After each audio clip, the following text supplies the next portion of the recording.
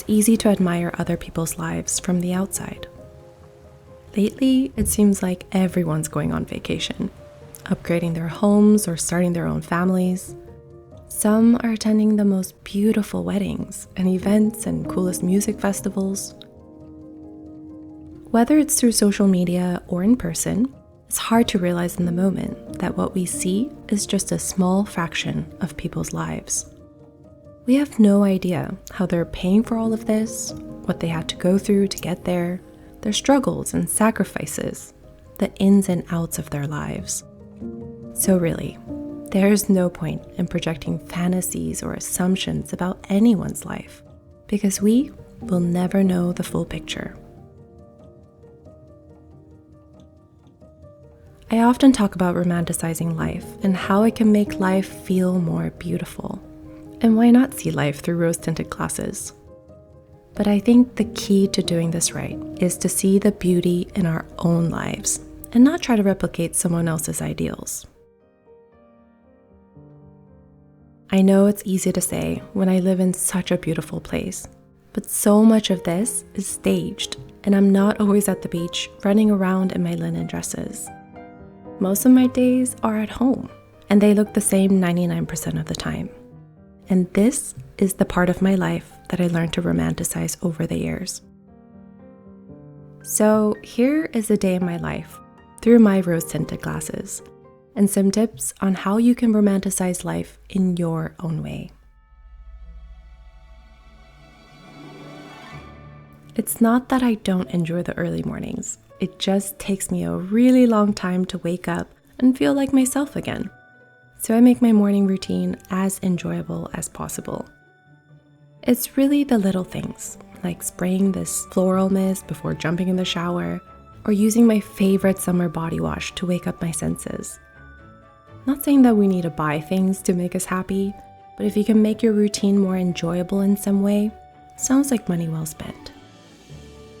We all have to do things in our day that we might not love, but there is no rule that says how we need to do it.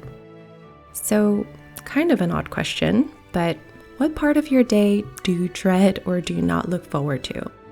What simple joys could make the experience so much better?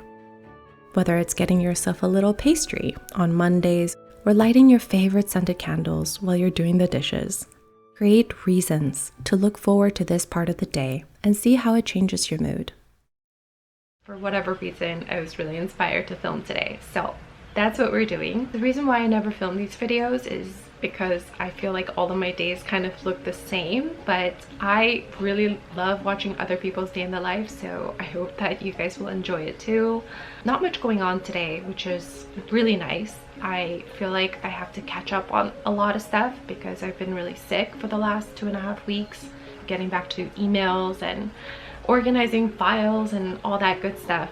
So I hope that you spend the day with me and come along.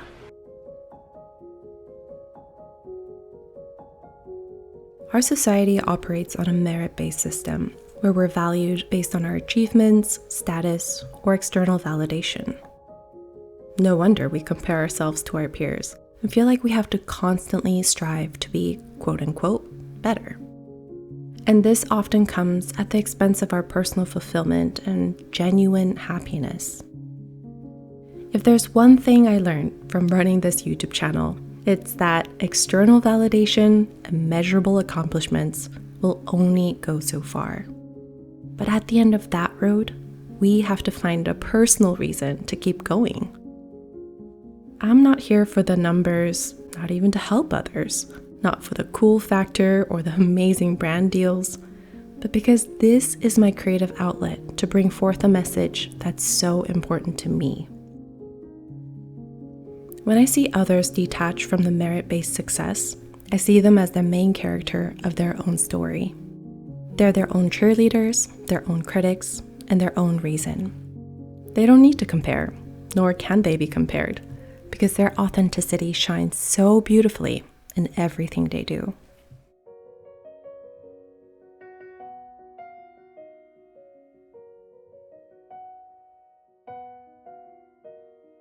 No matter how many times we go on the same walk, eat the same food, or play with the same toys, dogs get excited as if it's their first time. I was thinking, what if we approach every situation as if it was our first time? First time trying that foamy cappuccino, seeing a golden sunset, hugging your favorite person, tasting a jammy egg on a buttered toast. Imagine the sensations and excitement for everything in our lives. Or maybe even the opposite is true. What if we knew that it was our last time feeling the rain, swimming in the ocean, or listening to your favorite song? In the words of Murakami, everything would suddenly become special and precious, wouldn't it? I know it's just a matter of perspective, but perspective is everything. It completely changes how we interact with the world, and we would never run out of things to romanticize about. Whenever I have a lot going on, I make this orzo salad, and it's like super quick to put together, and it's so yummy. So I think that's what I'm craving today. Arugula, cherry tomatoes, some cheese, if you have pesto, or you can use like olive oil, a little bit of lemon juice on top, and oh, it's so good. So let's make some right now.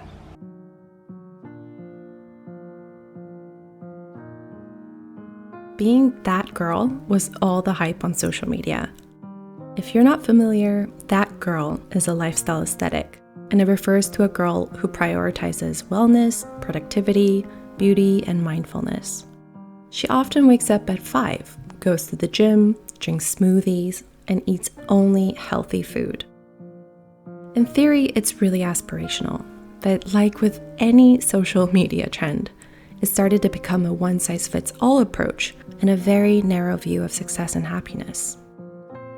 While I don't think that there's anything wrong with being inspired by these trends or by how anyone lives their lives, I do think that it's a losing game to want to aspire to be exactly like them. So, if you want to become that person, reflect on these questions instead. What does your ideal self look like? What are the strengths you already have, and how do you slowly build on that? What habits does the ideal version of you have, and how can you start implementing them in your current life?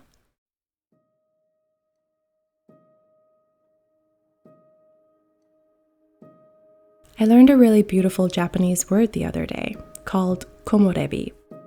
It literally means sunlight leaking through trees.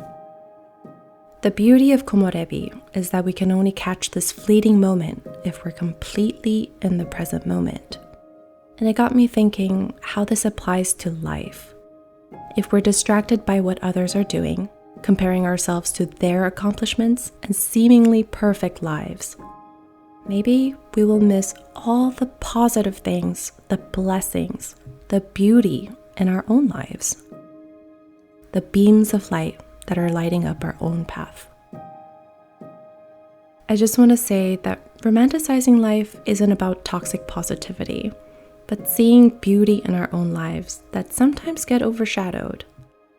I hope you guys enjoyed today's video. Thank you so much for watching, and I'll talk to you in the next one. Take care.